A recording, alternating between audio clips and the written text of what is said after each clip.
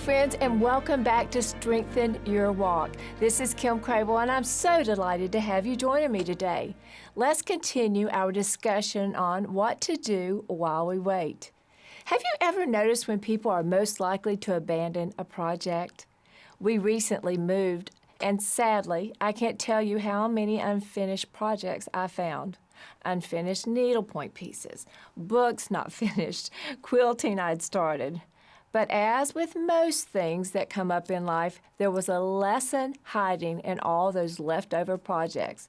And that takes us to something we can do while in the waiting rooms of life. The lesson is all about timing. I discovered that it was about halfway in with every project that I faltered. I suppose somehow I either lost focus or I lost heart. Maybe I'd simply gotten distracted. Whatever the case, I had walked away.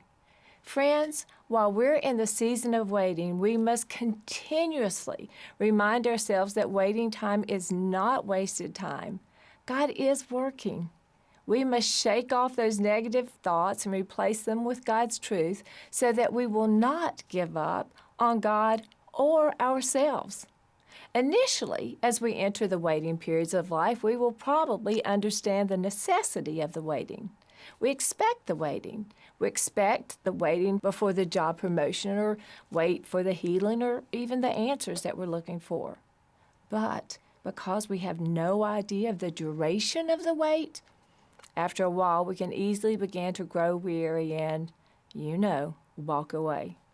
I remember this vividly with my mother's cancer diagnosis. God had done an incredible healing and reconciliation between the two of us. Feeling deep inside that God was leading me into a ministry, I just knew He was about to heal Mother, and then what a message of hope we would have for the world. But my plans began to vanish as the cancer was taking Mother's life.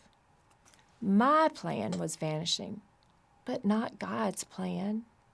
In our waiting, of course, Mother prayed for healing, but she remained focused more on the one to whom she was praying. She often reminded us of the Hebrew boys of the book of Daniel. You know about them, Shadrach, Meshach, and Abednego. They were threatened by the fiery furnace because they would not abandon God. Their words, their declaration was one that Mother embraced and one that we can profess as we wait. These boys declared, "The God we serve is able to deliver. But even if He doesn't, we will not serve another God." Daniel 3:17. What were they saying? We will not give up on God.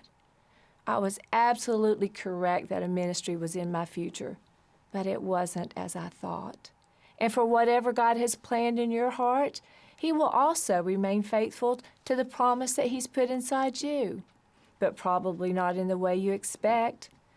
God is so good to us.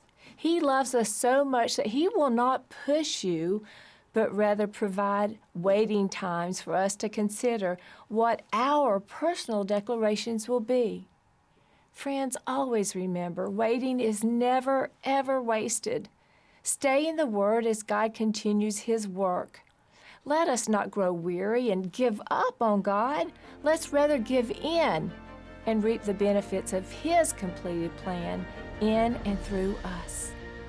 I do hope today's lesson on what to do while you wait will strengthen your walk.